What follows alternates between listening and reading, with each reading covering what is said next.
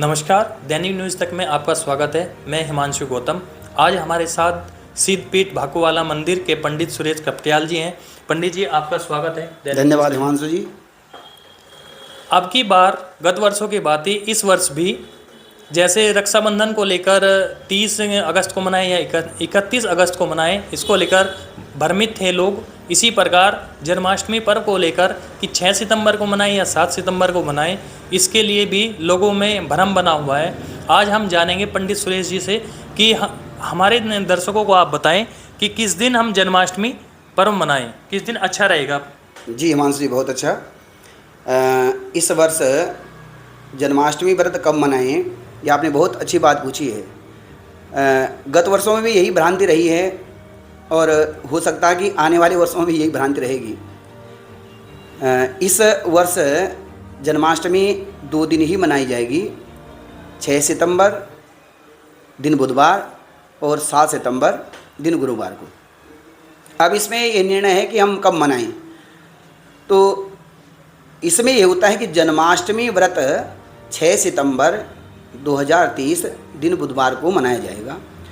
जन्माष्टमी व्रत उत्सव जिसे जन्मोत्सव कहते हैं वह 7 सितंबर 2030 दिन गुरुवार को ही मनाया जाएगा, क्योंकि हम लोग जन्म उत्सव मनाते हैं। और इसमें न तो भ्रमित होने वाली बात है, शास्त्रोक्त बातें बहुत विस्तार से हैं। उनका हम कितना विस्तार करें, शास्त्र में ये लिखा है, उस पुराण में ये लिखा है, वहाँ तक जाने की आवश्यकता नहीं है। एक समाज को बहुत सरल भाषा में यही समझाने की कोशिश मैं अपनी तरफ से करता हूँ कि हम लोग भगवान का जन्म उत्सव मनाते हैं और मनाते आ रहे हैं, आगे भी जन्म उत्सव ही मनाएंगे। तो इस वर्ष भी हम लोग श्री कृष्ण जन्माष्टमी व्रत उत्सव मनाएंगे, वह 7 सितंबर 2023 को ही मनाना है। और ये तो हम लोगों का सौभाग्य है कि हमारे इस भारत भूमि में हर दिन कोई ना कोई व्रत उत्सव मनाया जाता है, तो सौभाग्य है। और आप लोग भ्रमित ना हो, बड़े हर्ष उल्लास के साथ 7 सितंबर को ही जन्म उत्सव मनाएं। पंडित जी, जैसे हम 7 सितंबर को आपने बताया कि जन्माष्टमी हमें मनानी है, तो उसमें क्या क्या विधि होगी, ये भी आप थोड़ा सा हमारे दर्शकों को बताएं। विधि शास्त्रों में बहुत विस्तार से कही गई है, लेकिन हम लोग गृहस्थी वाले हैं, तो सभी भक्तों को ये चाहिए कि हम बहुत सूक्ष्म रूप से कितना अच्छे से अच्छा कर सकते हैं। तो इसमें विधि ये होती है कि प्रातः काल हम अपने नित्य नैमित्तिक कार्य करके जो भी भगवान का भजन पूजन करते हैं, उस दिन मानसिक संकल्प लें कि आज हम श्री कृष्ण जन्माष्टमी व्रत उत्सव मनाएंगे। अब हम उस उत्सव को कैसे मनाएं? तो उस दिन हम लोग फलाहार लेते हैं, अन्न का परित्याग करते हैं। और व्रत का मतलब होता है संकल्प। उस दिन हम संकल्प लेते हैं कि आज का दिन, यानी एक सूर्य उदय से अगले सूर्य उदय तक हम लोग एक दिन मानते हैं।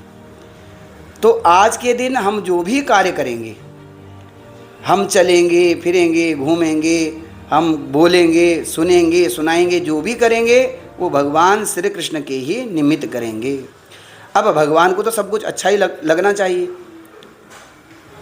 तो हम जो भी कार्य करें हम वह कार्य ऐसा करें कि जो भगवान को अच्छा लगे। व्रत का मतलब संकल्प। हम ऐसा संकल्प लें कि आज के दिन किसी को दुख न पहुंचाएं, आज हम जो भी कहें वह अच्छा ही हो। अब इसमें भगवान का कैसे पूजन करें, तो इसमें सूक्ष्म क्या है, सबके घरों में दूध दही घी शहद शक्कर होता है, तो आप भगवान को पहले दूध से स्नान कराएं, फिर दही से स्नान कराएं, फिर आप घी से स्नान कराएं, आप शहद से स्नान कराएं, फिर उसके बाद शक्कर बूरे इत्यादि से स्नान कराएं। इसे कहते हैं पंचामृत स्नान भगवान का। उसके बाद गंगा जल से अभिषेक करें, भगवान को नाना प्रकार के फूल चढ़ाएं।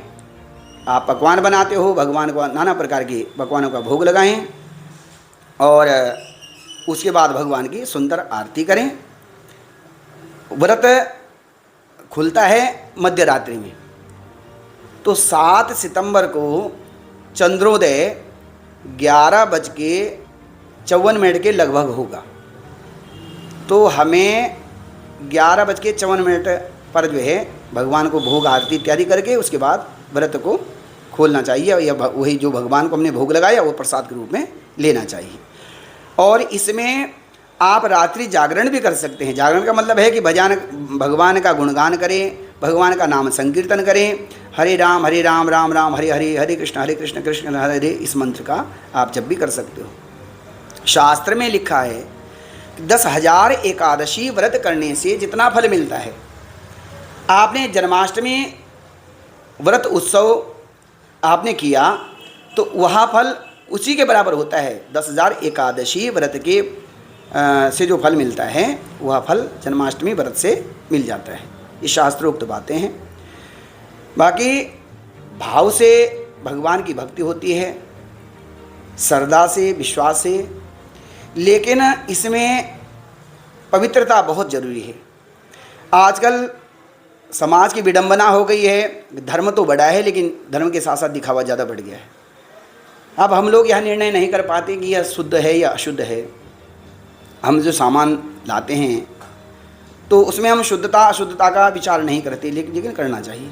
वह भगवान परम शक्ति है, वो परमात्मा है, वह एक अद्भुत शक्ति है, और उस परमात्मा के लिए अपने से बढ़ करके हमें जो भी वस्तु है, जो भी हम भगवान को भेंट करना चाहते हैं, वो सुंदर से सुंदर होना चाहिए।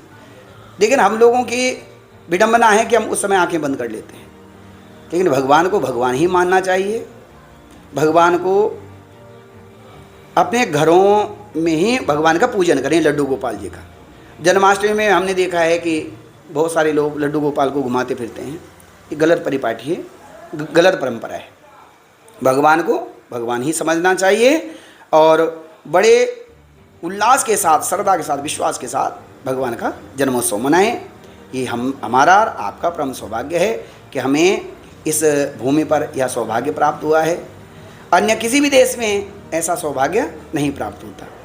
तो आप सभी भक्तों को जन्माष्टमी व्रत उत्सव की बहुत बहुत शुभकामनाएं। भगवान आपके जीवन में हर वर्ष ऐसा सौभाग्य प्राप्त कराता रहे।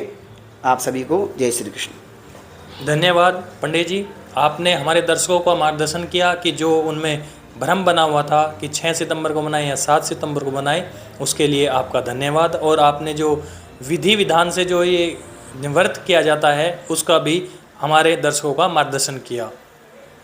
धन्यवाद।